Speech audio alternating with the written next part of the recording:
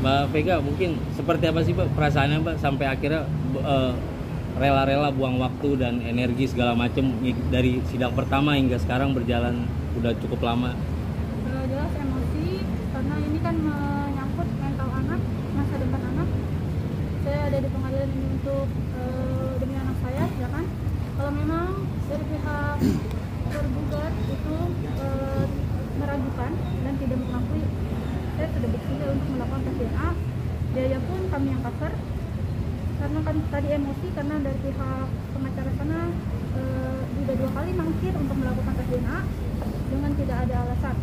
Ya, sebenarnya namanya nggak apa-apa deh. Beliau, kenapa saya ada di pengadilannya? Beliau itu orang yang mampu, bisa dibilang pengusaha di Karawang. Sejauh ini pengusaha di Karawang. Sebutlah panggilannya Wawan. Dia itu punya perusahaan, dia juga punya usaha, dimana yang notabene-nya digolong mampu untuk menafkahi anak ini. Asal dia mampu, asal dia tanggung jawab, benar nggak? Karena saya kan dari awal bilang kita berpisah, tapi anak kita urus bersama. Ketika dia mangkir dari tanggung jawab dia, maka dari itu saya memasukkan gugatan di pengadilan Karawang. Tapi pas sudah masuk gugatan, sekarang dia malah tidak mengakui. Dan saya sekarang menunggu beliau untuk melakukan tes DNA atau itikat baik beliau untuk mengakui dan menanggung anaknya ini sampai kuliah dan sarjana. Selain personal mungkin udah ada kekeluargaan Mbak dari keluarga atau mungkin istri pertamanya udah ada upaya Ya, dari Mbak? saya udah ada kekeluargaan. Waktu itu saya pernah somasi juga oleh kuasa hukum saya untuk bertemu dengan saudara Wawan, dan saya juga udah coba melalui WhatsApp, melalui telepon, tapi semua dibatasi, akses saya diblokir, orang tua saya diblokir, dan kami tidak punya akses. Untuk istri pertamanya mungkin udah mencoba lewat istri pertama Mbak? Udah, dia waktu awal saya bercerai dia bilang menerima anak saya. Jadi Wawan itu berubah setelah masuk kasusnya ke pengadilan. Ya mungkin tidak tahu ada hasutan atau dia tertekan, saya tidak tahu. Mungkin dia juga karena keadaan, ya saya juga tidak tahu, atau karena hatinya sendiri juga saya tidak tahu. Yang jelas sebelum masuk ke pengadilan ini Wawan mengakui, dan Wawan juga tidak memungkiri ini anaknya. Tapi setelah masuk gugatan ini dia berubah. Omega mungkin ada tambahan yang belum tersampaikan, mungkin kan sekarang akses diblokir, komunikasi nggak bisa, dan mungkin lewat tayangan ini mungkin ada pesan yang ingin Mbak pesankan yang belum tersampaikan ke Wawan gitu. Ya, saya sih berpesan ya, anak kan suatu saat besar, dia akan tanya siapa ayahnya gitu kan. Tolonglah gitu kan, sebagai lelaki tanggung jawabnya, apalagi Gak dia ada kan bekas anak ya? tidak ada yang namanya mantan anak, ada mantan istri, tidak ada yang namanya mantan anak, apalagi kan dia punya anak perempuan. Jangan sampailah karma ini turun menurun, ya kan. Anak itu darah daging, sampai mati pun darah itu nggak akan berubah. Maupun nanti dia besar, Dino besar, Wawan udah tua, tetap aja itu tetap anak dia, darah itu nggak akan berubah. Mau dites kapan pun itu akan tetap sama. Maka dari itu ya tolonglah tergerak hati nuraninya. Anak itu kan takut terganggu mentalnya sampai ada di media, ya kan. Suatu saat anak itu besar, suatu saat anak dia juga besar, pasti dia akan mengulik siapa ayahnya, bagaimana kelakuan ayahnya. Jadi tolong kalau memang ada itikat baik dari dia, dari beliau, ya tolong hubungi kuasa hukum saya gitu kan, untuk pertemuan, untuk kita segera menyelesaikan ataupun yang selesaikan di pengadilan. Jangan tidak sering mangkir dalam panggilan gitu.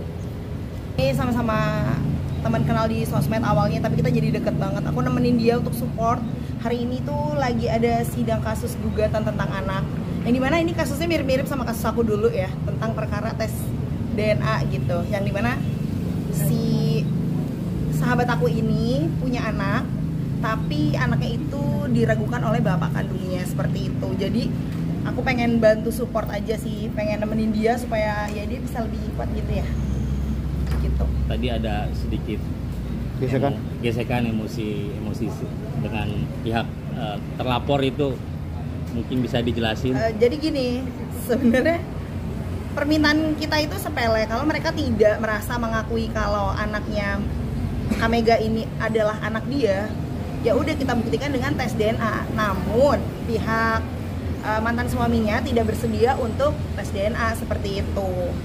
Makanya ada timbul emosi gitu, karena kan namanya perempuan, wajar punya anak, terus anaknya diragukan gitu kan, pasti emosi, siapa juga pasti emosi, karena dulu aku juga pernah diraguin kan, aku emosi gitu. gitu. Jadi berharapnya kalau emang bapaknya nggak ngakuin ya udah simpel buktiin aja, tes DNA aja, semua akan ditanggung biayanya oleh sahabat aku ini gitu. Ini kan agak sedikit kayak flashback Mbak, sedikit ke belakang, kayak kembali nginget-nginget yang. Nah, upayanya dari Mbak Vega ini sendiri menurut Mbak udah sejauh apa sih dari perjuangan Mbak dulu waktu itu? Kalau menurut aku udah bener ya, udah di jalan yang benar, ke pengadilan, karena semuanya itu tidak bisa dibuktikan hanya dari mulut. Misalnya itu anak saya atau bukan anak saya, semua itu pasti ada bukti-bukti yang dikumpulkan, terus juga yang pasti akan tes DNA gitu loh. Cuma ya kita bisa lihat kalau misalnya pihak mantan suami Kak Mega nggak mau tes DNA, ya berarti ada sesuatu dong gitu. Karena mungkin ini cuma siasat untuk menghindari nafkah kewajibannya dia sebagai seorang ayah ke anaknya, mungkin seperti itu ya kalau yang aku tangkep nih, kayak gitu.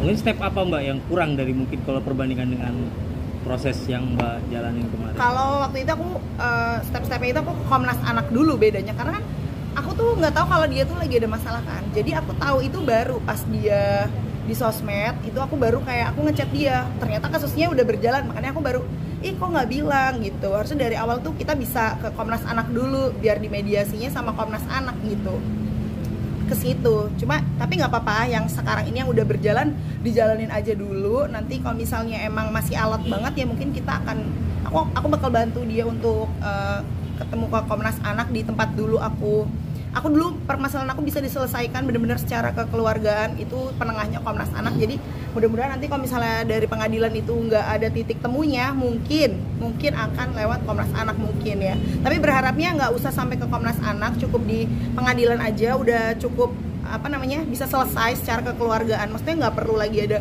gugatan lagi, permintaan dia dipenuhi oleh mantan suami, udah sebatas itu, pengakuan, nafkah gitu, udah sebatas itu. Mbak, mungkin kalau boleh ngewakilin suara perempuan atau lagi suara ibu, dan apalagi kasusnya sama, pernah ngerasain juga, bila ada Wawan di depan Mbak Yunita, apa sih yang ingin Mbak sampaikan untuk mewakili suara hati perempuan atau wanita? Ya pasti gak cuma 1-2 orang yang sifatnya mirip sama Bapak W ini ya, tapi saya berharapnya nih tidak ada lagi laki-laki yang mau enaknya doang nih pas bikin gitu, pas udah lahir kabur. Jangan ya Pak ya, tolong, ini anaknya kasihan, anaknya ganteng loh Pak, mirip sama Bapak, tolong diakui anaknya gitu. Sidang agenda hari ini Pak? Jadi agenda hari ini adalah pembuktian dari penggugat, itu dari Mega, bahwa Mega ini sama suaminya Wawan atau Kasla Kuswanto punya anak namanya Pinu yang tidak diakui sama bapaknya. Jadi klien saya Vega ini sebenarnya ingin memperjuangkan diakuilah anaknya, meskipun kawinnya kawin siri ya, itu secara agama juga diakui, secara undang-undang sekarang itu bahwa anak hasil dari kawin siri itu masih ada hubungan dengan ayahnya. Ini harus dipahami sama tergugat. Jadi bukan hanya hubungan dengan ibunya saja, selama bisa dibuktikan bahwa anak itu memang anaknya tergugat. Kalau kita kan sudah membuktikan bahwa ini adalah anaknya tergugat, Kasla Kuswanto. Bahkan kemarin Pengadilan Agama Kerawang sudah memberikan putusan selah, jadi memerintahkan kepada tergugat Kasla Kuswanto untuk melakukan tes DNA di waktu kurang lebih 1 bulan. Tapi waktu itu tidak digunakan. Berarti dia apa? Dia tidak bisa membuktikan bahwa Vino itu bukan anak dari dia. Jadi kalau dia memang yakin bahwa Vino itu bukan anaknya dia pasti berani tes DNA. Tapi dia nggak berani. Dia melalui pengacaranya sudah menyatakan di depan sidang bahwa kliennya keberatan melakukan tes DNA. Sejauh ini apa Bang alasan dia yang tidak mengakui itu, selain mungkin keraguan dia tentang hubungan sebelum dengan dia, mungkin tadi alasannya? Nah ini menurut saya aneh, karena si Wawan atau Kasla Kuswanto sudah pernah ketemu saya ketika saya somasi 1-2, dia datang ketemu saya di FX Sudirman dan dia mengakui kalau Vino itu anaknya dia. Cuman dia nggak mau, saat itu dia masih berpikir akan memberi nafkah berapa kepada ini. Cuma ditunggu-tunggu, dia tidak memberikan kepastian. Dan sempat telepon saya, temannya akan memberikan nafkah kurang lebih 2,5 juta per bulan. Itu pun menurut klien saya terlalu kecil, karena berdasarkan kesepakatan lesan antara Vega klien saya dengan Kasla Kuswanto, dia sanggup 5 juta per bulan. Tapi dalam somasi kita dulu kita hitung total, jadi dibayar sekali aja, karena ada etikat tidak baik dari tergugat atau dari Kasla ini tidak memberikan nafkah. Jadi kalau dia nggak ngakui. Waktu kita somasi kedua, dia ada pertemuan saya di Epek Sudirman, mengakui ini itu anaknya dia.